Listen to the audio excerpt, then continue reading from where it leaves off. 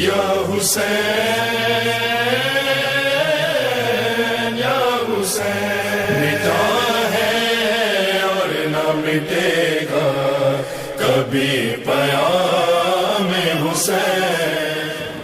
اعوذ باللہ من الشیطان الرجیم، بسم اللہ الرحمن الرحیم، الحمد للہ رب العالمین، والصلاة والسلام على سید الانبیاء والمرسلین،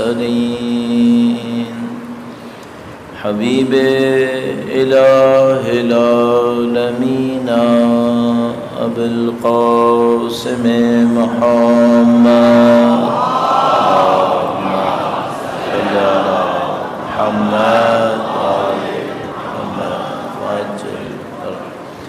وعلى آلہ الطیبین الطاہرین، سیما بقیۃ اللہ فی الارضین۔ قال اللہ تعالی فی کتابہ الکریم، بسم اللہ الرحمن الرحیم، ام حسبت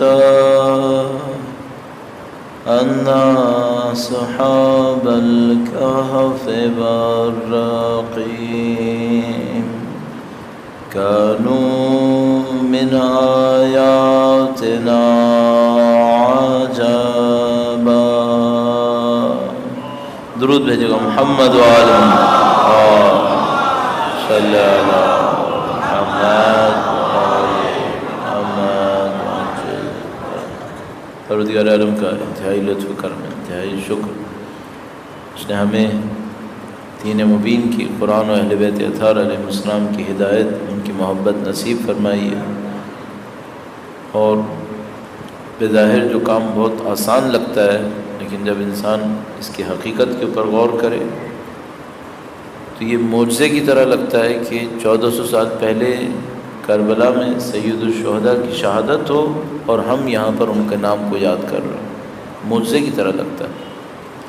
خدا متعال کا انتہائی احسان ہے کہ اس نے ہمیں مولا سید الشہداء کا ذکر کرنے کا موقع نصیب فرمایا ہے۔ دعا کرتے ہیں کہ پاک پروردگار نسلاً بعد نسل قیامت تک ہماری تمام نسلوں کو ان کے ذکر کرنے والوں میں قرار فرما، پرچم قرآن و اہل بیت دنیا کے کونے کونے تک پہنچانے والوں میں قرار فرما۔ دنیا اور آخرت میں ہمیں اور ہماری قیامت تک تمام نسلوں کو دنیا اور آخرت میں اہل بیت و قرآن کی ہمراہی نصیب فرما، ان کے وارث کے ظہور کا دن دیکھنا نصیب فرما، ان کی نصرت اور نصرت کی راہ میں شہادت نصیب فرما۔ اے پاک پروردگار، ان تمام دعاؤں کو اپنی بارگاہ میں قبول فرما۔ تمام دعاؤں کی قبولیت کے لیے اہل بیت کی خاص نظر لطف کو حاصل کرنے کے لیے درود بھیجیں محمد و آل محمد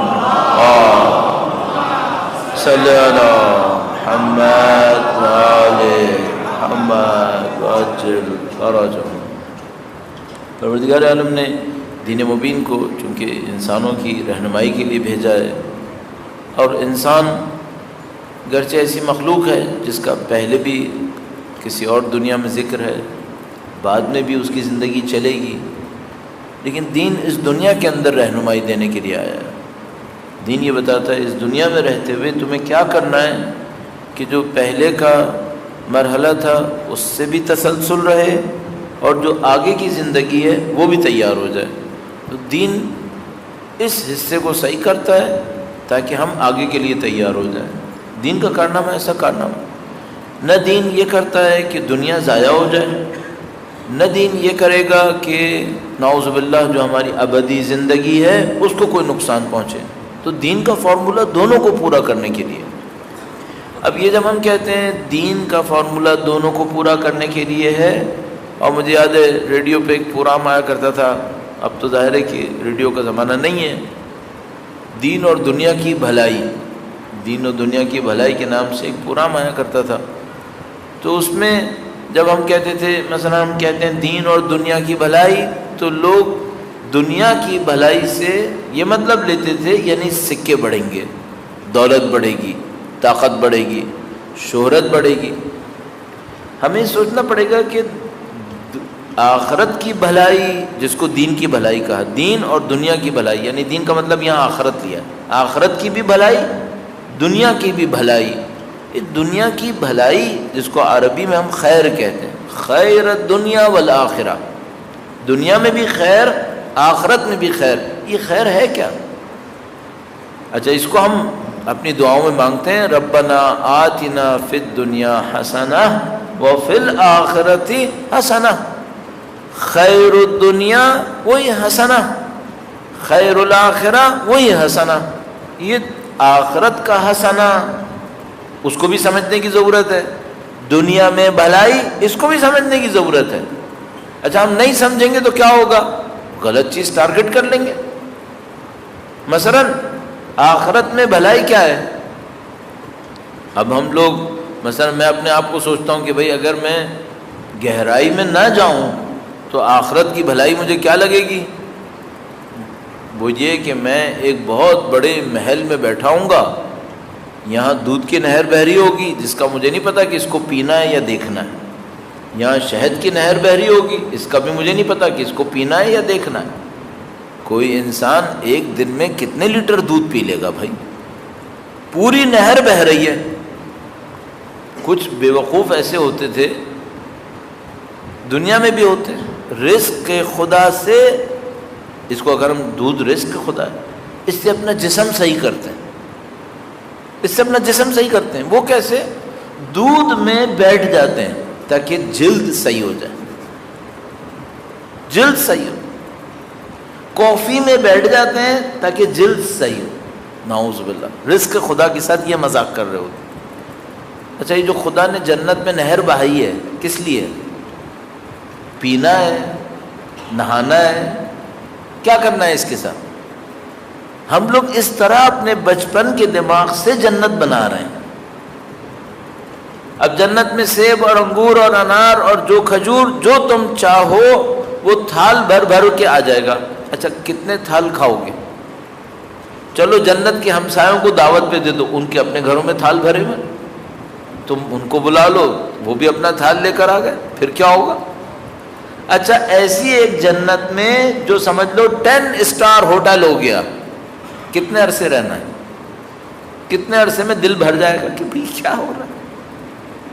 اچھا، مجھے تو شہد کی نہر جب میں سنتا ہوں نا، اور کوئی بچہ یہ سمجھے شہد کی نہر یعنی واقعاً ایک شہد کی نہر ہے، بھائی شہد کی نہر، خود سوچو، ان سب کا کوئی مطلب ہونا چاہیے۔ جو میں نے ابھی آپ کے سامنے بنایا، یہ واقعاً ایسا ہی الفاظ میں ذکر ہوا ہے جو میں نے سامنے آپ کے کہا، لیکن آپ خود سوچیں، یہ وہی ہوگا جو ہم سمجھ رہے ہیں؟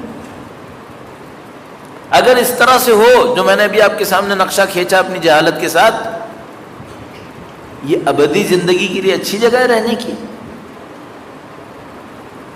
اس میں کیا مزہ ہے؟ مہینے بھر کے لیے تو شاید اچھا ہو، مہینہ بھی بہت کہہ رہا ہوں، میں بعض اوقات دنیا کی بڑی خوبصورت جگہوں پہ بھی چلا جاتا ہوں، وہاں جاتا ہوں، پہلے دن اچھا لگتا ہے، دوسرے دن اچھا لگتا ہے، تیسرے دن آدمی کہتا ہے بس ٹھیک ہے دیکھ لیا، اب اور کیا کروں اس کے ساتھ، ختم ہو گیا معاملہ۔ آپ جائیں گلگت بلتستان، بڑے خوبصورت علاقے ہیں، بہت اچھے علاقے ہیں، پاکستان میں وہ خوبصورتیاں ہیں جو دنیا میں بہت کم ہیں، لیکن آپ جائیں گے 20 دن 25 دن فرض کریں آپ رہ لیے، بعد میں آپ کہیں گے بھائی ٹھیک ہے، پہاڑ دیکھ لیا، پانی دیکھ لیا، درخت دیکھ لیا، آگے کیا؟ جنت میں خدا نے خالدینہ فیہا رکھنا ہے، ہمیشہ رہنا ہے، اور ایسا رہنا ہے کہ اس میں تھکاوٹ نہیں ہے، اس میں کچھ نہیں ہے۔ اس کا مطلب ہے اس کے سوا کچھ اور بھی ہے، اس سے آگے کچھ اور بھی ہے۔ یہ صرف دنیا والوں کو 2 وجہ سے بتایا گیا، ایک تو یہ کہ کچھ دنیا میں لوگ ایسے ہیں جن کو یہی چاہیے، ان کے لیے بتایا گیا۔ نیو یارک میں تھا، ایک بچہ میرے پاس آیا، لڑکا، بہت اچھا لڑکا، اگر کہیں سنتا ہے میری اسپیچز تو سن رہا ہوگا تو میں اس لیے پہلے سے کہہ دوں بہت اچھا ہے، میں برا نہیں کہہ، بہت اچھا لڑکا، واقعاً تہہ دل سے کہہ رہا ہوں اچھا لڑکا۔ تو وہ آیا میرے پاس، مجھ سے کہنے لگا مولانا جنت کی بہت ساری اچھائیاں سنی ہیں میں نے، بہت اچھا ہے، آپ سے ایک بات پوچھتا ہوں، برا نہیں مانیے گا۔ میں نے کہا نہیں برا نہیں مانوں گا۔ کہنے لگا یہ بتائیں اس میں آئی پیڈ ہوگا یا نہیں ہوگا؟ ہماری زندگی آج کل آئی پیڈ پہ چل رہی ہے، ہمیں اس میں بہت مزہ آتا ہے۔ تو میں نے اس سے کہا، البتہ وہ بھی آئی پیڈ کا مطلب ٹیکنالوجی لینا چاہ رہا تھا، مثلا ٹیکنالوجی ہوگی نہیں ہوگی، کیا پریمیچور ہو جائے گا، پھر دوبارہ غاروں کا دور آ جائے گا، چونکہ جو جنت آپ لوگ بتا رہے ہیں یہ تو میڈیول ٹائم کا بتا رہے ہیں، یہ تو سارا تو 400-500 سال پہلے کی زندگی لگتی ہے۔ تو اس نے کہا کہ مثلا ٹیکنالوجی وغیرہ کچھ ہوگی یا نہیں ہوگی، کہ کیا ہوگا واقعا؟ تو میں نے اس سے عرض کیا کہ بھائی دیکھو، تمہیں مثال کے طور پر فون چاہیے، آئی فون چاہیے، فون سے کیا کرو گے؟ تمہاری آواز یہاں سے وہاں پہنچ جائے، تم یہاں کی معلومات وہاں سے لے لو۔ اچھا اگر فرض کرو میں تمہیں ایسی کوئی صلاحیت دے دوں کہ تم سوچو کہ اس کو میری یہ بات سنائی دے اور سنائی دینے لگے، تو تمہیں فون چاہیے کیا، یا یہ صلاحیت چاہیے؟ کہنے گا نہیں پھر فون نہیں چاہیے، پھر یہ صلاحیت تو بہت اچھی ہے کہ میں اپنے دماغ میں سوچوں فلاں آدمی اس کو میرا یہ پیغام پہنچ جائے، پہنچ گیا، یہ صلاحیت تو بہت اچھی ہے۔ مثلا میں نے کہا دیکھو فرض کرو تم یہ سوچ رہے ہو بھائی ایوریسٹ کتنا اونچا ہے، تم نے نیٹ کے اوپر سرچ کیا ایوریسٹ کی ہائٹ کتنی ہے، اس میں پتہ چلا اتنے 1000 میٹر، اتنے 1000 فٹ۔ اب سوچو مثلا تم یہاں کھڑے ہو، تم نے ارادہ کیا کہ ایوریسٹ کی ہائٹ سمجھو، تمہاری آنکھوں کے سامنے ایوریسٹ ہے، ہائٹ تمہیں پتہ چل گئی، ایوریسٹ کے سارے راز تمہیں پتہ چل گئے، یہ بہتر ہے یا انٹرنیٹ بہتر ہے؟ تو میں نے اس سے عرض کیا کہ ہم لوگ دنیا کے وسیلوں کی قید میں آ گئے ہیں، خدا کا نظام اس سے کہیں بہتر ہے۔ اگر علم ہی چاہیے، علم کے ذریعے خدا کے پاس بہت ہیں، مزہ ہی چاہیے تو مزہ کے ذریعے خدا کے پاس بہت ہیں۔ تمہیں آج تک جو دنیا میں زیادہ تر مزہ ملا ہے وہ سیب انگور انار میں ملا ہے، اس لیے خدا نے سیب انگور انار کی مثالیں دی۔ اب پھر ایک اور مسئلہ ہے، مثلا میرے سامنے میں نے دل میں سوچا بھائی میں انگور کھاؤں، انگور کھانے کا ارادہ کیا، اب کسی کو حکم ہو گیا مثلا جنت میں بھائی ایک تشت، ایک پورا تھال انگور کا آ گیا، اچھا اس میں زیادہ مزہ ہے یا انگور میں خلق کروں اس میں زیادہ مزہ ہے؟ خلق کروں زیادہ مزہ ہے، اپنی مخلوق بنا کے کھاؤں اس میں زیادہ مزہ نہیں ہے۔ میں خلق کروں انگور، کس رنگ کا خلق کروں، اپنی مرضی سے خلق کروں، اس میں زیادہ مزہ ہے۔ پھر ایک اور مسئلہ ہے، انگور خلق کروں اس میں زیادہ مزہ ہے یا کائنات خلق کروں اس میں زیادہ مزہ ہے؟ کیا پتہ خدا کیا دینا چاہتا ہے، ہم انگور انار دیکھ رہے ہیں، کیا پتہ خدا کہاں پہنچانا چاہتا ہے۔ خدا متعال روایت میں فرماتا ہے میرے بندے تو میری اطاعت کر میں تجھے اپنا جیسا بناؤں گا۔ کیا مطلب اپنا جیسا بناؤں گا؟ فرمایا میں کہتا ہوں ہو جائے تو ہو جاتا ہے، تو بھی کہے گا ہو جائے گا۔ خلق کرو، خدا متعال انسانوں کو کہیں اور لے جانا چاہتا ہے۔ اب کوئی کہے نہیں مولانا یہ تو آپ نے خالق بنا دیا لوگوں کو، بھائی یہ خالق خدا نے بنوایا ہے، خدا کہتا ہے میں تمہیں ایسا بناؤں گا۔ اور مردوں کو زندہ کرنا، خلقت ہونا، یہ سب کا سب خدا متعال نے مقرر دکھایا ہے کہ دیکھو کیسا ہوتا ہے۔ کل میں نے شاید عرض کرتے وقت جب حضرت ابراہیم علیہ السلام کا واقعہ عرض کر رہا تھا تو میں نے کیف تخلق کہہ دیا تھا، کیف تحیی الموتیٰ تھا، مردوں کو کیسے زندہ کرتا ہے۔ کسی نے مجھے پوائنٹ آؤٹ کیا، بالکل صحیح پوائنٹ آؤٹ کیا، اللہم صلی علی محمد وآل محمد وعجل، تو بالکل صحیح پوائنٹ آؤٹ کیا۔ اس میں تھا تو کیسے زندہ کرتا ہے مردوں کو۔ تو خدا متعال نے پہلے پرندے مروائے اور مروا کر حضرت ابراہیم علیہ السلام سے کہا کہ اب تم ندا دو تاکہ یہ زندہ ہو کر آئے، تو تمہیں پتہ چل جائے گا کہ میں کیسے زندہ کرتا ہوں۔ باقی سب وہی کیفیت پہ سوال تھا، طریقے پہ سوال تھا، کیسے، نہ کہ یہ کرتا ہے یا نہیں کرتا ہے، وہ تو کرتا ہے، یقیناً کرتا ہے، خلق بھی کرتا ہے، احیاء بھی کرتا ہے، لیکن حضرت ابراہیم علیہ السلام یہ چاہ رہے تھے کہ دیکھیے کیسے ہوتا ہے، تو خدا نے کہا میں تمہیں خود ایسی صلاحیت دوں گا۔ حضرت عیسیٰ علیہ السلام کو بھی دی تھی کہ وہ فرماتے تھے انی اخلق لکم من الطین کہیئۃ الطیر، کہ پرندے کی ہیئت بناؤ مٹی سے اور میں بِإِذْنِ اللہ اس کو خلق کر دوں گا، میں بِإِذْنِ اللہ مردوں کو زندہ کروں گا۔ یہ جو خدا اپنے انبیاء کو معجزے دے رہا ہے، اگر میں آپ کی خدمت میں عرض کر سکوں، یہ خدا ہم سب کو دے دے گا اگر ہم اس طرح بندگی پہ چلیں جس طرح اس کے انبیاء چلے۔ یہ خدا ہم سب کو دے دے گا، اور اگر دنیا میں نہیں بھی دے، آخرت میں تو یقیناً دینا چاہتا ہے کہ تم لوگ سب اس مقام پر پہنچو۔ یہ جو تمثیلی بیان میں کہتے ہیں کہ جس طرح خدا نے حضرت ابراہیم کے اوپر آتش کو خاموش کر دیا، اس طرح مومن کا وجود آتش جہنم کو ختم کرتا چلا جائے گا۔ آتش جہنم مومن کو ہاتھ نہیں لگا سکتا، مومن کا وجود کچھ اور ہے۔ یہ مومن کون ہے؟ یہ وہ صاحب نہیں ہے جن کا نام علی مومن ہے، بلکہ یہ وہ ہیں جن کے اندر ایمان ہے۔ یہ وہ نہیں ہے جو ہم ایک دوسرے کو کہتے ہیں یہ ہمارا مومن بھائی ہے، تو میرا مومن بھائی، ایک دوسرے کو مومن مومن کہتے ہیں، وہ بھی چل جائے گا، پہچاننے کے لیے برا نہیں ہے، مومن اچھا لفظ ہے، لیکن اصل مسئلہ صاحب ایمان ہونا ہے، اصل ایمان اندر ہونا چاہیے۔ اور ایمان ہے وہ کیا ہے؟ اس کا ایک اثر ہوتا ہے، اس میں اپنی نفس کے اندر کنٹرول بڑھتا ہے، شہوات کے اوپر کنٹرول کرتا ہے انسان، اور وہ تمام مسائل جو 10 دن میں آپ کی خدمت میں مختلف انداز میں بیان ہوئے۔ ہمارا ٹاپک آخرت اور اہل آخرت تھا، اور اس کے حوالے سے ہم نے کوشش کی کہ مختلف ٹاپکس کو جو آخرت اور اہل آخرت کے حوالے سے ہو سکتے تھے اس کو آپ کی خدمت میں ان 10 ایام میں جمع کریں اور عرض کریں۔ اور سمجھ لیجیے حسن ختام کے طور پر ایک روایت مولا امیر المومنین صاحب کی خدمت میں عرض کرنا چاہوں گا، جس میں اللہم صلی علی محمد۔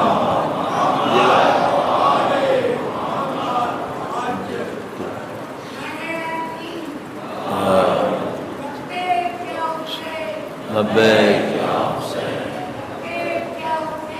لبیک پروردگار انشاءاللہ نصرت فرمائے۔ درود بھیجے گا محمد و آل محمد، صلی علی محمد و آل محمد وجل۔ یہ جو مسئلہ جس کی طرف آج اس آخری دن اشارہ کرنا چاہ رہا ہوں وہ یہ ہے کہ دنیا کے بارے میں ہم نے اتنا کچھ کہا کہ بھئی دنیا اور مسائل دنیا، اور آخری جو کل پرسوں عرض ہوا مولا کے کلمات میں سے فرمایا کہ عقل اس وقت کام کرتی ہے جب ہوا و ہوس کی قید سے باہر نکل آئے اور علائق دنیا سے اپنے آپ کو بچا لے۔ اب یہ علائق دنیا، دنیا کے رابطے، اس سے کیا مراد ہے؟ کیونکہ دنیا سے تو سب کا رابطہ ہے، بھئی میں اور آپ رہ تو دنیا میں ہی رہے ہیں نا، صبح کو اٹھیں گے دنیا میں، رات کو سوئیں گے دنیا میں، ہماری روح شاید کہیں اور چلی جائے لیکن بدن تو بالآخر دنیا میں ہی رہے گا۔ صبح کو بھی ناشتہ کریں گے، رات کو بھی کھانا کھائیں گے، یہ ساری باتیں دنیا ہے۔ یہ تو کیا اس دنیا سے رابطہ نہیں کرنا ہے تو کیا خودکشی ہونی ہے؟ ظاہر ہے کہ نہیں۔ کیا پہاڑوں اور جنگلوں میں جانا ہے؟ ظاہر ہے کہ نہیں۔ اس کو روحانیت کہتے ہیں، پہلے کو خودکشی کہتے ہیں، دونوں حرام ہے اسلام کے اندر۔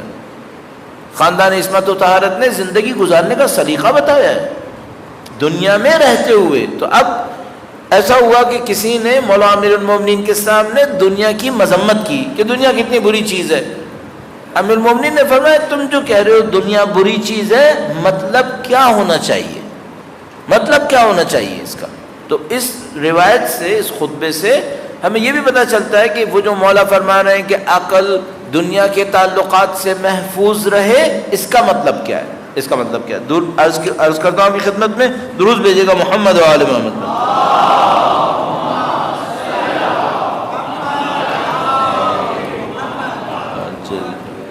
فرمائیں یہ کتاب جو میں کئی دفعہ تعارف کروا چکا ہوں، یہ وہی کتاب ہے معاد نام کر کے، جو امام خمینی کی تقاریر میں سے قیامت کے بارے میں، معاد کے بارے میں جو کچھ انہوں نے ارشاد فرمایا اس کو ایکسٹریکٹ کر کے بنائی گئی ہے۔ بہت نفیس کتاب ہے، کچھ اس سے بہت مشکل ہیں، کچھ اس سے آسان ہیں۔ جو آسان ہے وہ پڑھ لیجئے، جو مشکل ہے اس میں کسی استاد سے پوچھ لیجئے، نہیں سمجھ میں آئے چھوڑ دیجئے، باقی اس سے سمجھ میں آ جائیں گے۔ یہ جو میں ابھی آپ کی خدمت میں عرض کر رہا ہوں یہ صفحہ نمبر 242 پہ لکھا ہوا ہے، لکھا ہے مولا الموحدین حضرت امیر المومنین نے، درود بھیجے گا محمد و آل محمد۔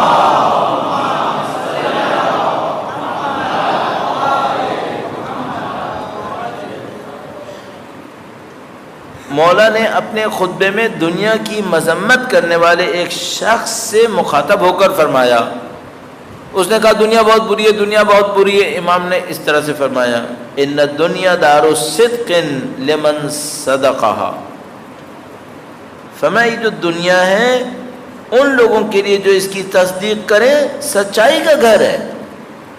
کیا مطلب تصدیق کریں؟ یعنی جن کو پتہ ہے دنیا فنا ہو جائے گی، وہ سمجھ جائیں کہ دنیا فنا ہو جائے گی، یہ اس آدمی کے لیے بہت اچھا ہے، دار صدق ہے. دنیا دھوکہ دیتی ہے، اس کو تھوڑی دھوکہ دیتی ہے جس کو اس کی حقیقت پتہ چل جاتی ہے. جس کو حقیقت پتہ چل گئی اس نے کہہ دیا کہ بھائی یہ دار فنا ہے، اب دنیا کیا دھوکہ دے گی اسے. ان الدنیا دار صدق لمن صدقها ودار عافیت لمن فہم عنها، اور جو اس کی باتوں کو سمجھ لے اس کے لیے عافیت کی جگہ ہے. اگر کوئی دنیا کی حقیقت کو سمجھ لے تو دنیا اس کے لیے مسئلہ نہیں بنے گی. پھر یہ دنیا کو سمجھ گیا، دنیا کے دھوکے میں نہیں آتا، اب دنیا اس کا کیا بگاڑ لے گی؟ دنیا حضرت ابراہیم علیہ السلام کا کیا بگاڑ لے گی؟ دنیا ختمی مرتبت کا کیا بگاڑ لے گی؟ دنیا اولیاء الہی، اوصیاء، متقین، پرہیزگار لوگوں کا کیا بگاڑے گی دنیا؟ انہوں نے سمجھ لیا، تصدیق کر دی کہ ہاں دنیا ناپائیدار ہے، فنا پذیر ہے، دنیا بے وفا ہے، دنیا کی حقیقت کو جان لیا.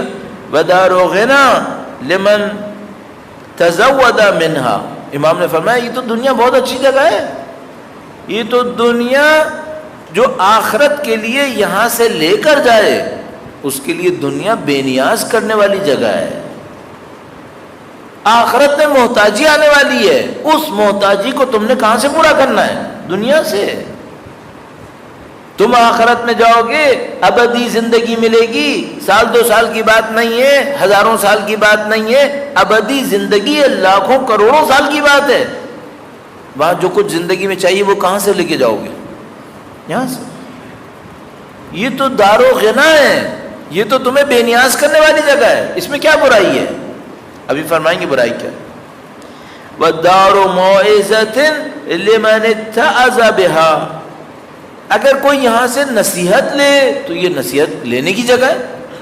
اگر کوئی یہ دیکھے دنیا کس طریقے سے ظالموں کا حشر کرتی ہے، جابروں کے ساتھ پیش آتی ہے، دنیا اپنے پیچھے چلنے والے عاشقوں کو کس طریقے سے قاتل کرتی ہے، موعظے کی جگہ ہے، نصیحت کی جگہ ہے، اس میں کیا برائی ہے؟ مسجد احباء اللہ، مسجد احباء اللہ ومصلی ملائکۃ اللہ ومحبت وحی اللہ ومتجر اولیاء اللہ. یہ جو دنیا ہے یہ اللہ کے محبوب بندوں کی سجدے کی جگہ ہے.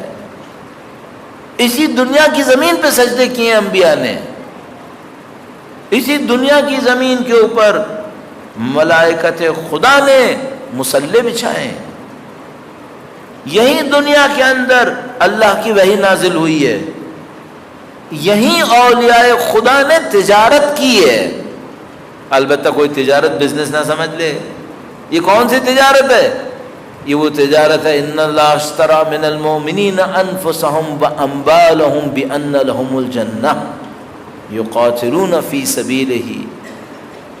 اللہ نے خرید لیے مومنوں سے ان کی جان اور ان کی مال اس کے عوض کہ ان کو جنت دے گا.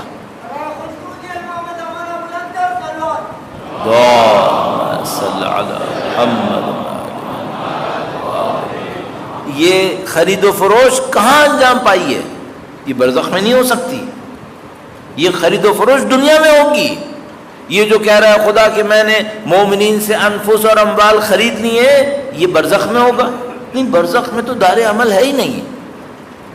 یہاں پہ مجھے مال خدا کو دینا ہے، یہاں پہ مجھے جان خدا کو دینی ہے اور خدا سے جنت خریدنی ہے.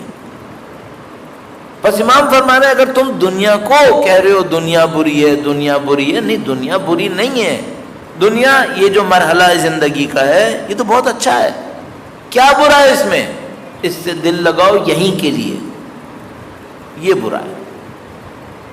اس میں زندگی گزارو اسی کے لیے، یہ برا ہے.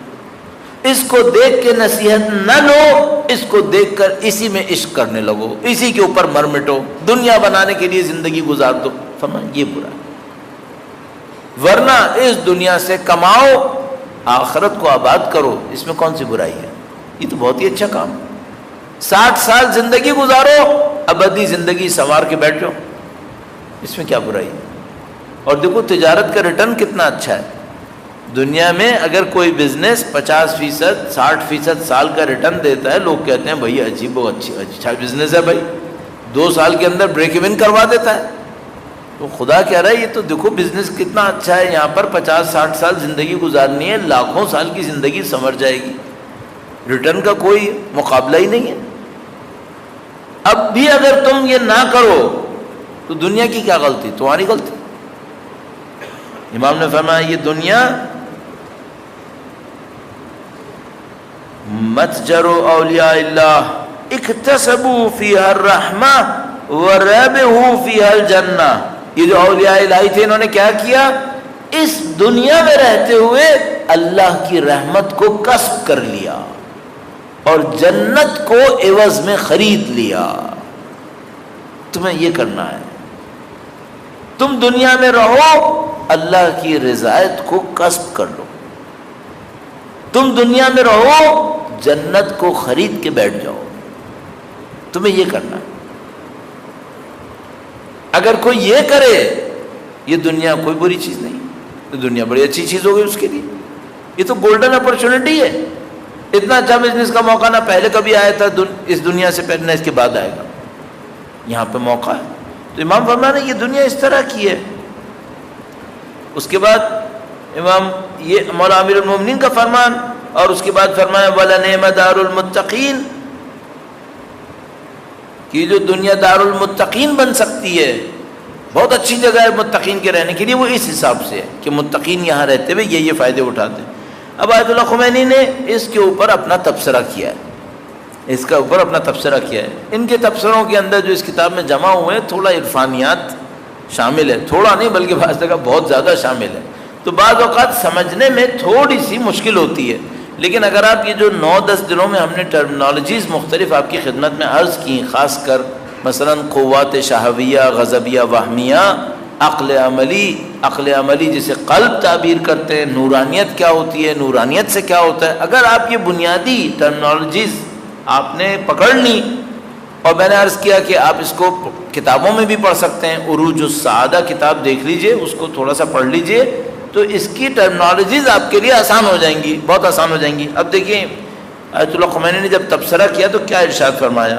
فرمایا پس عالم ملک، ہاں یہ بھی اچھا ہو گیا کہ یہ ٹرم آ گئی. ایک ٹرم استعمال ہوتی ہے عالم ملک، اسے ملک کہتے ہیں، دنیا کو ملک کہتے ہیں.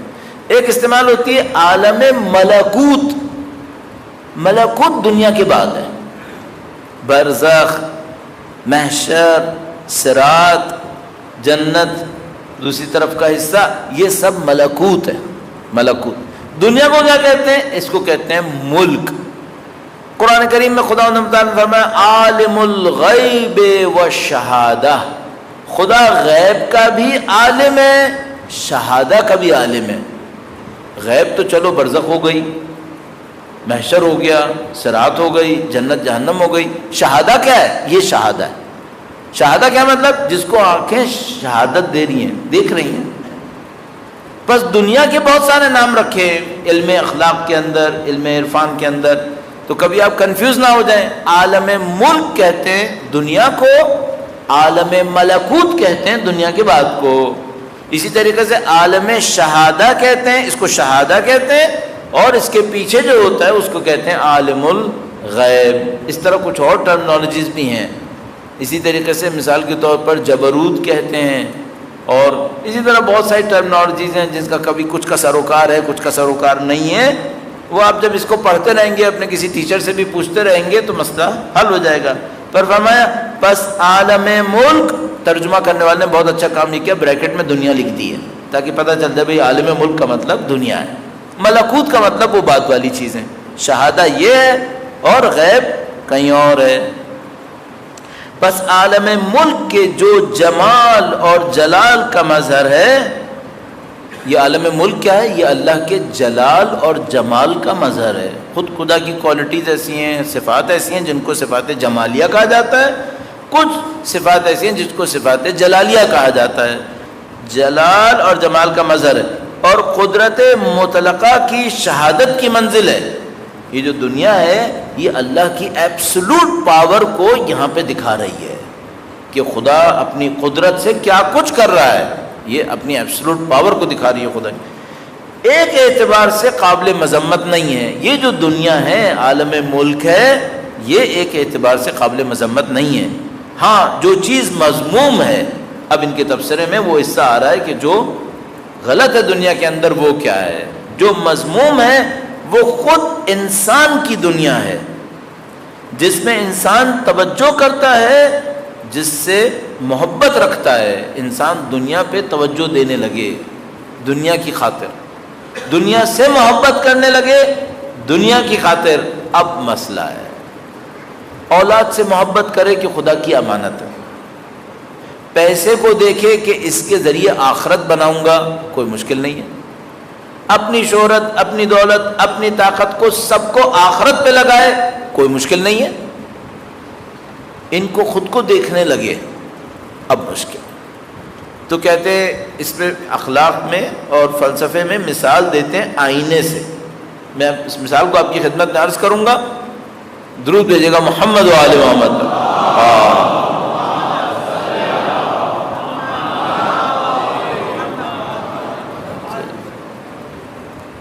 آپ کبھی آئینے کو دیکھتے ہیں؟ فرض فرمائیے آپ آئینہ خریدنے گئے، فرض کر لیجئے آپ آئینہ خریدنے گئے، تو اب آپ آئینے کو جو دیکھ رہے ہیں کنگھی کرنے کے لیے دیکھ رہے ہیں یا آئینہ خریدنے کے لیے؟ آئینہ خریدنے کے لیے. اچھا آپ آئینہ خرید کے لے آئے، اپنے گھر میں لگا دیا باتھ روم کے اوپر، صبح تیار ہونے گئے باتھ روم میں لگائے، صبح تیار ہونے گئے. اب آپ آئینہ خریدنے کے لیے دیکھیں گے یا کنگھی کرنے کے لیے؟ کنگھی کرنے کے لیے. دکان میں جا کر آپ کنگھیاں نہیں کریں گے، دکان میں آپ جائیں گے آئینہ خریدیں گے، آئینہ دیکھیں گے. گھر میں جب آئینہ لگائیں گے تو اب آپ آئینے کو دیکھیں گے اپنے آپ کو دیکھنے کے لیے. آپ دنیا سے آخرت دیکھیں صحیح ہے، دنیا کو دیکھنے لگیں گڑبڑ ہے. اس دنیا کے آئینے میں آخرت دیکھو اب صحیح ہے. اس دنیا کے آئینے کو دیکھنے لگے اب گڑبڑ ہے. یہ بہت اچھی مثال ہے. دنیا کی ہر چیز آخرت کی طرف لے جائے معاملہ ہی حل ہو گیا. کیوں؟ ہم دنیا کے لیے نہیں بنے، ہم آخرت کے لیے بنے. کونوا ابناء الآخرہ، امام نے فرمایا آخرت کے فرزند بنو، دنیا کی اولاد مت بنو. دنیا کی اولاد نہ بنو تو کیا کرو؟ دنیا کو مت دیکھو، دنیا کے آئینے میں آخرت دیکھو. الدنیا مزرعۃ الآخرہ، دنیا آخرت کی کھیتی ہے. کیا مطلب آخرت کی کھیتی ہے؟ یہاں بو وہاں کاٹو، یہیں بو یہیں کاٹو. یہ مسئلہ ہو جائے گا، یہ گڑبڑ ہو جائے گی، تمہارا کام یہیں ختم ہو جائے گا. ہر سے دنیا کی کھیتی میں. اب میں کیسے سمجھوں؟ اب میں اور نہ پڑھوں، آپ تھک جائیں گے. اب یہ کیسے سمجھوں کہ بھائی میں دنیا والا ہوں یا آخرت والا ہوں؟ دیکھیے اس کی چھوٹی سی ایک مثال عرض کروں گا آپ کی خدمت میں. نتیجہ نکالنا ہے نا. اب ٹائم ختم ہو گیا تو اب کچھ نتیجہ نکال کر ہمیں اٹھنا چاہیے. 10 دن آپ تشریف لائے، بڑا تحمل دکھایا آپ نے، ماشاءاللہ، خدا آپ کے تحمل میں اضافہ فرمائے. یہ جو اہل آخرت ہوتے ہیں اس کی نشانی کیا ہوتی ہے؟ اہل دنیا ہوتے ہیں ان کی نشانی کیا ہوتی ہے؟ امام نے خطبے میں بیان فرمایا نہج البلاغہ میں. فرمایا جو اہل دنیا ہوتے ہیں جب ان کو دنیا کے لیے بلایا جاتا ہے یہ لپک کے آتے ہیں، جب آخرت کے لیے بلایا جاتا ہے تو سست پڑ جاتا ہے. اگر تم آخرت کے لیے لپکنے لگو تو تم اہل آخرت ہو. اور آخرت اور دنیا کے مقابلے میں دنیا پہ تو لپک کے جاؤ اور آخرت پہ جان نکل رہی ہو، اس کا مطلب ہے اہل دنیا. یہ امام نے خطبے میں فرمایا نہج البلاغہ میں. ان دعیا لحرث دنیا، جب ان کو دنیا کی کھیتی کے لیے بلایا جاتا ہے ہمیلا بھاگے بھاگے آتے ہیں. وَإِن دُعِيَ لِحَرْثِ الْآخِرَةِ، جب ان کو آخرت کی کھیتی کے لیے بلایا جاتا ہے کسل ایک میں عملا فوراً کرتے ہیں، ایک میں کسلا نہیں، سست پڑ جاتے ہیں، غائب بھاگ جاتے ہیں۔ آپ کو اور ہمیں آخرت کے لیے البتہ ممکن ہے کوئی یہ کہے کہ بھائی یہ تو ہم معصوم تھوڑی ہیں، ہاں بات صحیح ہے، ہم کوئی معصوم تھوڑی ہیں، ہمیں دنیا دھوکہ بھی دیتی ہے، یہ بات صحیح ہے، کبھی دنیا دھوکہ دیتی ہے، کبھی آخرت کے لیے دل للچاتا ہے، کبھی آخرت کا کر کے چین آتا ہے، کبھی دنیا میں اپنے لیے مصنوعی سکون ڈھونڈنے لگتے ہیں۔ چلو یہ تو ہے، ہم لوگ اہل دنیا اہل آخرت کے درمیان چلتے ہیں، لیکن ایک بات کر لیں، زیادہ آخرت ہو، زیادہ آخرت ہو، کچھ جگہوں پر سوچ لیں کہ قربانی دینی ہے، کم سے کم کیا ہے، کم سے کم واجبات۔ اور ایک بات ہے، میں اس کا ایک حصہ اور آپ کی خدمت میں پڑھنے کی کوشش کروں گا، اور یہ بہت خوبصورت حصہ ہے جس میں یہ بتایا کہ اگر کچھ نہ ہو، کوئی گناہ نہ کرے آدمی، صرف دنیا کی محبت ہو تو کیا ہوگا۔ مثلا ایک آدمی ہے، اس کے دل میں دنیا کی محبت ہے، لیکن اس نے کیا کیا، کنٹرول کیا ہوا ہے، گناہ نہیں کرتا، محبت ہے، کنٹرول کی بھی ہے، گناہ نہیں کرتا ہے، لیکن محبت ابھی بھی بسی ہوئی ہے، اس کا پھر کیا ہوگا۔ دیکھیے اس میں صفحہ نمبر آپ کی خدمت میں عرض کروں 266 266 آیت اللہ خمینی نے بیان کیا ہے، اگر فرض کیا جائے کہ انسان کوئی گناہ نہ کرے، فرما رہے ہیں اگرچہ یہ بہت بعید ہے بلکہ عام حالات میں محال ہے، اگر کوئی ایسا انسان ہو کوئی گناہ نہ کرے، پھر بھی دنیاوی تعلقات اور دنیا سے محبت ہی عذاب الہی کا سبب ہے۔ اگر کوئی گناہ نہیں کرتا ہے لیکن دنیا کی محبت اندر جمی ہوئی ہے، اس کو نہیں نکال پایا، تو میں اس سے بھی مسئلہ آئے گا، چاہے گناہ نہ کیا ہو، کوشش کرو دنیا کی محبت ہی نکلے۔ کیوں؟ فرمایا کہ پھر بھی دنیاوی تعلقات اور دنیا سے محبت ہی عذاب الہی کا سبب ہے۔ کیا عذاب الہی؟ بلکہ قبر اور برزخ میں طولانی مدت تک رہنے اور کم مدت تک قیام کا دار و مدار انہی دنیاوی تعلقات پر ہے۔ میں نے آپ سے کہا تھا نا، کچھ لوگ ہوں گے 3 دن میں برزخ سے نکل جائیں گے، اور کچھ لوگوں کو لاکھوں سال برزخ میں رہنا پڑ جائے گا۔ اس کا دار و مدار کس پر ہے؟ دنیا سے تعلقات۔ اگر دل دنیا میں ہی گھسا ہوا ہے، اس تعلق کو نکالنے میں مدتوں لگ جائے گی برزخ میں۔ حتی الامکان کوشش کریں اہل آخرت بنیں، دنیا میں رہیں، دنیا میں کھیتی باڑی کی، امیر المومنین نے درخت اگائے، چشمے کیے، سارے کام کیے، بہت پیسہ بنایا، امیر المومنین نے اپنے لیے نہیں بنایا، مسلمانوں پہ وقف کر دیا، دنیا میں بھرپور زندگی گزاری، دنیا کے لیے نہیں گزاری۔ میں نہیں کہہ رہا کہ آپ کمائیں نہیں، کمائیں، کما کے آخرت بنائیں۔ بزنس کرنا ہے یا نہیں کرنا ہے؟ کرنا ہے۔ کمانا ہے یا نہیں کمانا ہے؟ کمانا ہے۔ پڑھنا ہے یا نہیں پڑھنا ہے؟ پڑھنا ہے۔ سب کام کرنے ہیں، کس کے لیے؟ آخرت کے لیے، آخرت کے لیے۔ اس سے دونوں مسئلے حل ہوں گے۔ ہم نہیں چاہتے مومنین سست، کاہل، گھروں میں پڑے ہوئے، دوسروں کے سامنے ہاتھ پھیلاتے ہوئے، ٹیکنالوجی میں بھی کمزور، طاقت میں بھی کمزور، پیسہ بھی نہیں ہے، نہیں، ہم نہیں چاہتے ایسے۔ اہل بیت ایسا نہیں دیکھنا چاہتے۔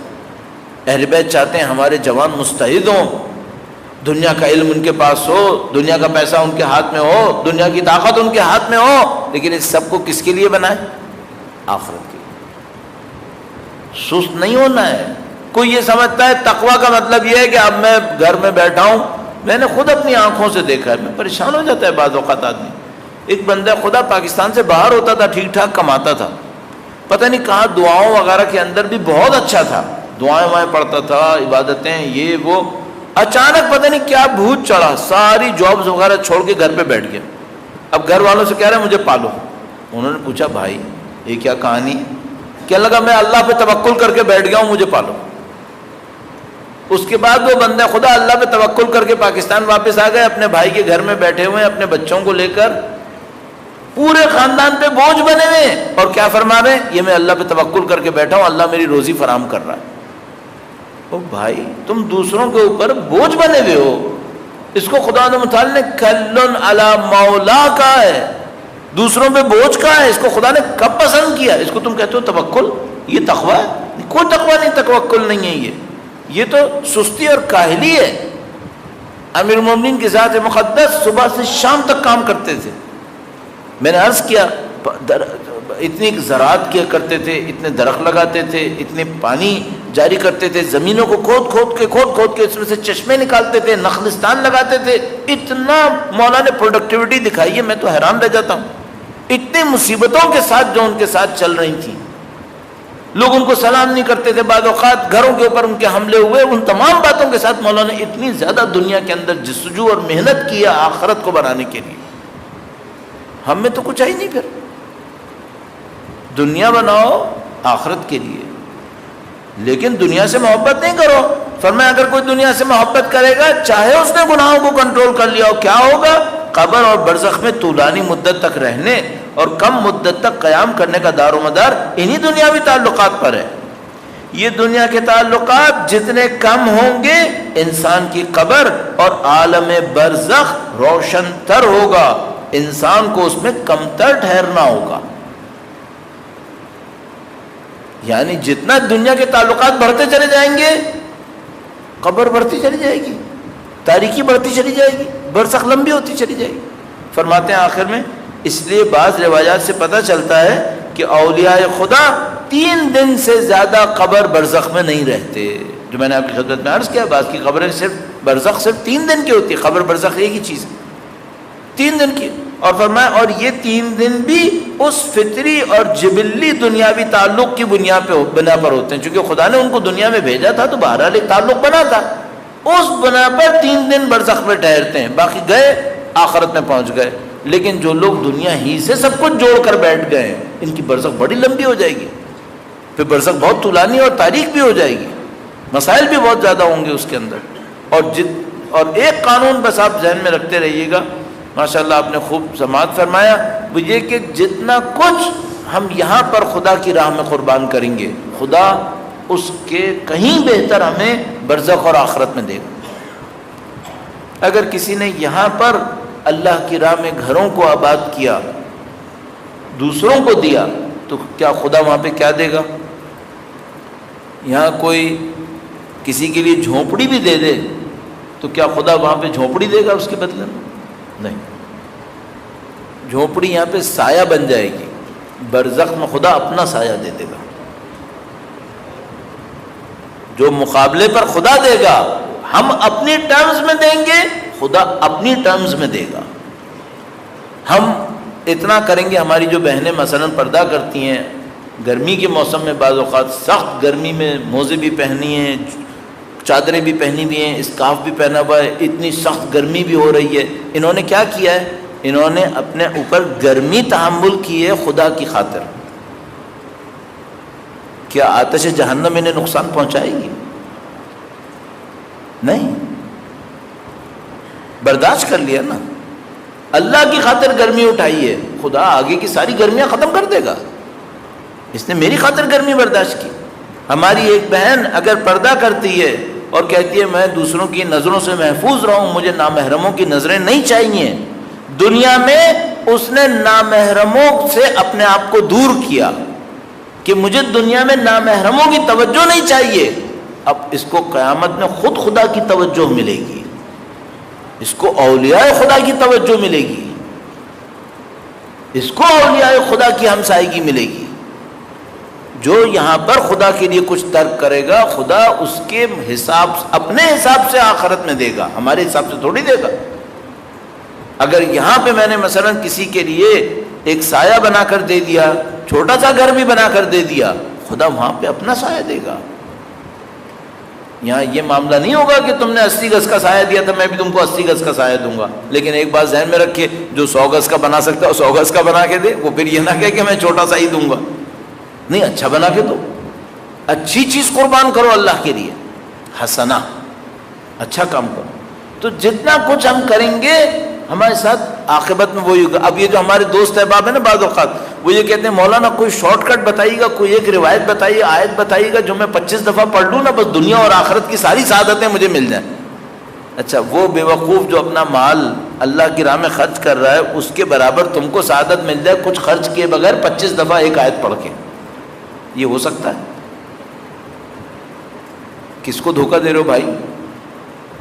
یعنی میں اپنا مال خرچ نہ کروں خدا کی راہ میں، کسی کی مخالفت نہ اٹھاؤں، کسی کو چیلنج نہ کروں، کوئی مصیبت نہ اٹھاؤں، کوئی مشکل نہ اٹھاؤں، فجر کی نماز کے پاس 20 دفعہ ایک بات پڑھ لوں، بس مجھے وہ نصیب ہو گیا جو اولیاء الہی کو نصیب ہوا ہے۔ مذاق سمجھا ہے کیا؟ آخرت ایسے ہوتی ہے۔ اس نے بیچارے نے اپنا خون بہایا، اس نے اپنا پیسہ لگایا، اس نے 25 انسانوں کی مخالفتیں اٹھائیں، اس نے 10 لوگوں کے سامنے بدنامی اٹھائی، اس کو وہی ملے گا جو تم نے 2 منٹ میں 25 دفعہ 30 دفعہ ایک چیز کہہ کے لے لیا، کچھ کیے بغیر۔ کیسے ہو سکتا؟ اب مثلا کیا میں یہ کہنا چاہ رہا ہوں ذکر نہ کریں؟ نہیں، ذکر کریں، بہت ضروری ہے، عمل کے ساتھ، عمل کے ساتھ۔ اور ایک بات ہمیشہ ذہن میں رکھیں، جتنی آپ تکلیف اٹھائیں گے دنیا میں، مقابلے میں جواب اسی حساب سے ہو۔ کوئی ایسا شارٹ کٹ نہیں ہے کہ میں کوئی سختی نہیں اٹھاؤں گا اور بس مجھے سب کچھ مل جائے گا اور دوسرے چاہے مر جائیں سختیاں اٹھا اٹھا کے، انہیں کچھ نہیں ملنے کا۔ ایسا نہیں ہوتا۔ اپنے اعمال کے اندر قیامت کو، آخرت کو توازن کے ساتھ دیکھیے۔ اور ہاں یہ ہے کہ جو مثلا جیسے آپ اور ہم سید الشہداء کی محبت کے نام پر یہاں پر آتے ہیں، سید الشہداء کی محبت چراغ ہدایت ہے۔ آپ اس جملے پہ توجہ فرمائیے، اس پاکیزہ جملے پر جو اللہ کے رسول نے سید الشہداء کے لیے ارشاد فرمایا۔ ایک دفعہ پھر درود بھیجے گا، محمد و آل محمد صلی علی محمد و آل محمد۔ اہل سنت، شیعہ، سارے فرقے مانتے ہیں، اللہ کے رسول نے فرمایا ان الحسین مصباح الہدیٰ، ہدایت کا چراغ ہیں۔ کیا مطلب ہدایت کا چراغ؟ یعنی اگر کسی کے دل میں حسین کی سچی محبت ہے، امام حسین چراغ کی طرح اس کو ہدایت کا راستہ دکھاتے رہیں گے۔ یہ ہدایت ہے، اس پہ چلو۔ سفینۃ النجات، دنیا کی گمراہیاں اگر ایک سمندر ہو اور کسی کے پاس امام حسین کا سہارا ہو تو اس سمندر میں کشتی امام حسین ہے۔ دنیا گمراہی میں غرق ہو رہی ہو اور تم نے امام حسین کو پکارا ہو تو ایسے ہی ہے جیسے اس پورے سمندر میں تمہیں کشتی مل گئی، کشتی میں بیٹھو، سکون سے بیٹھو۔ ان الحسین مصباح الہدیٰ سفینۃ النجات، سید الشہداء کی محبت یہ اثر دکھاتی ہے، ہدایت کو آسان کر دیتی ہے۔ اب آپ دیکھیے نا، آپ یہاں پہ تشریف لائے، آخرت کے بارے میں گفتگو کی، یہ امام حسین کے نام کے صدقے میں ہدایت نہیں ملی، یہ اور کیا ہے؟ امام حسین کے نام کے صدقے میں کروڑوں لوگ ہدایت پا رہے ہیں، مجالس میں آتے ہیں، عزا میں جاتے ہیں، دین سنتے ہیں، دین پر عمل کرنے کی کوشش کرتے ہیں۔ ہم سب کو چاہیے اپنا نصیب دیکھیں امام حسین کے نام۔ اور امام حسین کا تو دیکھو بہت بڑا دسترخوان ہے۔ امام حسین کا وجود مقدس ایسا ہی ہے جیسے ایک دسترخوان لگا دیا ہے، اچھے کھانے بھی ہیں، معمولی کھانے بھی ہیں، بہت اچھے کھانے بھی ہیں۔ تم نے کیا لینا ہے؟ انتخاب کرو۔ نعوذ باللہ میرا جیسا کوئی جاہل امام حسین سے کہے کہ مجھے پیسہ چاہیے، مل جائے گا؟ مل جائے گا؟ کوئی جاہل ہو اور یہ کہے میں مجلس میں پڑھوں گا، مجھے شہرت دلا دیں، میرے نام کا ڈنکا بجے، بج جائے گا۔ لیکن تم خود سوچو، سر حسین نیزے پر ہو سکے کمانے کے لیے؟ انسان خود سوچے، آخر حیا کرے۔ سر حسین بازاروں درباروں میں جائے، میں ان مصائب کو پڑھوں کہ اس سے پیسہ کماؤں، یہ انصاف ہے؟ سید الشہداء قربانی دیں۔ پتہ نہیں کیوں میرے دماغ میں یہ جملہ آ گیا اچانک کہنے کے لیے، وہ تو ایسی قربانی دے کہ گھوڑے کی ٹاپیں ان کی پسلیاں کچل دیں۔ زیارت ناہیہ کا جملہ ہے۔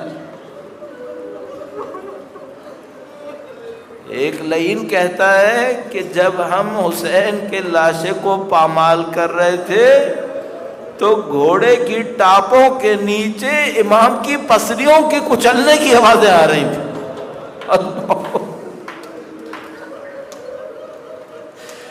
اس کے اوپر امام زمانہ سلام اللہ علیہ نے مرثیہ فرمایا کہ سلام ہو اس وجود نازنین پر جس پر گھوڑوں کی ٹاپیں پسلیوں کو کچل رہی تھی۔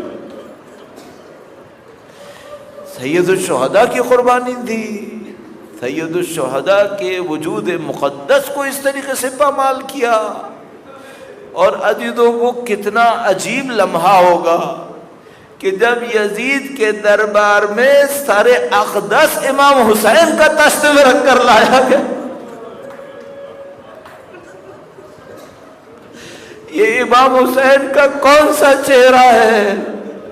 یہ وہ خوبصورت چہرہ ہے جس کو اللہ کے رسول بوسہ دیا کرتے تھے۔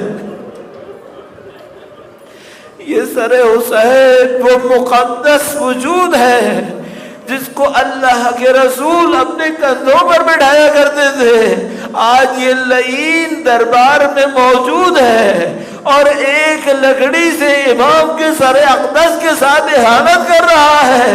اور عزیزو یہ جملے انسان کو غم میں مصیبت میں مبتلا کرنے کے لیے کیا کم تھے کہ آگے یہ بھی کہنا پڑے کہ حسین کی بچیاں بھی دیکھ رہی ہے۔ کیا یہ مصیبت کب ہے کہ ایک دربار کے اندر سر حسین لایا گیا؟ تو یہ وہ معاملہ تھا جو حضرت یحییٰ کے ساتھ بھی ہوا۔ ایک ظالم کے دربار میں ایک تشت میں حضرت یحییٰ کا سر لایا گیا۔ سید الشہداء کربلا کے راستے میں حضرت یحییٰ کا ذکر فرماتے تھے تو لوگ سمجھ گئے کہ اب امام حسین کا سر بھی تن سے جدا ہوگا اور تشت میں ظالموں کے سامنے لایا جائے گا، لیکن کسی کے وہم و گمان میں بھی نہیں تھا کہ جب یہ سر دربار میں لایا جائے گا تو بی بی زینب و ام کلثوم رسیوں میں بندھی ہوں گی، سکینہ بی بی سکینہ اور رقیہ اپنے والد کے مظلوم سر کو دیکھ رہی ہوں گی۔ کسی کے وہم و گمان میں بھی نہیں تھا۔ جب کربلا کا واقعہ ہوا تو زہیر بن قین نے اپنی زوجہ سے کہا کہ تو کہیں اور چلی جا، ورنہ یہ بنی امیہ لعین ہے، یہ جب مجھے شہید کریں گے تو تجھے اسیر بنائیں گے۔ اس مخدرہ نے کہا کہ زہیر مجھے کہیں اور مت بھیجو، حسین کے ساتھ ان کی بہن زینب بھی آئی ہے، میں وہیں جاؤں گی جہاں زینب جائیں گی۔ تو بی بی نے سمجھ لیا کہ بازاروں میں جانا ہوگا، زندانوں میں جانا ہوگا، لیکن جو چیز کسی کو سمجھ میں نہ آئی کہ زندان ہوگا جہاں حسین کی بچی فوت ہو جائے گی۔ کسی کو خبر بھی نہ دی کہ حسین کی بچی سید الشہداء کی وہ مظلومہ زندان میں بے گورو کفن دفنا دی جائے گی۔ پھر ایک دن آئے گا جب بی بی زینب شام کی خواتین کو جمع کرے گی اور کہے گی بیویوں ہم تو جا رہے ہیں، ایک عبادت تمہارے سپرد ہے۔ اور پھر یہ بی بی جب کربلا میں امام حسین کے پاس آئے گی تو امام حسین سے کہے گی بھیا آپ کی امانت میں نہ لا سکی، آپ کی امانت زندان میں ہی رہ گئی۔ الا لعنۃ اللہ علی القوم الظالمین وسیعلم الذین ظلموا ای منقلب ینقلب۔ پروردگارہ تجھے سید الشہداء اور ان کی اولاد طاہرہ کی مظلومیت کا واسطہ اس قلیل کو اپنی بارگاہ میں قبول فرما، ان کی نورانیت سے ہمارے قلوب کو منور فرما، صراط مستقیم پر دنیا اور آخرت میں چلنے کی سعادت نصیب فرما۔ اہل بیت اطہار قرآن و اہل بیت کی ہمراہی دنیا اور آخرت کے تمام مراحل میں ہم سب کو نصیب فرما، ان کے وارث کے ظہور کا دن دیکھنا نصیب فرما، امام کے لشکر کی تعداد میں اضافہ فرما، امام کے دشمنوں کو نیست و نابود فرما، ہماری زندگیوں کا اختتام ان کی راہ میں نصرت اور نصرت کی راہ میں شہادت نصیب فرما۔ ربنا تقبل منا إنك أنت السميع العليم بجاه محمد وآله الطاهرين ماتم حسين.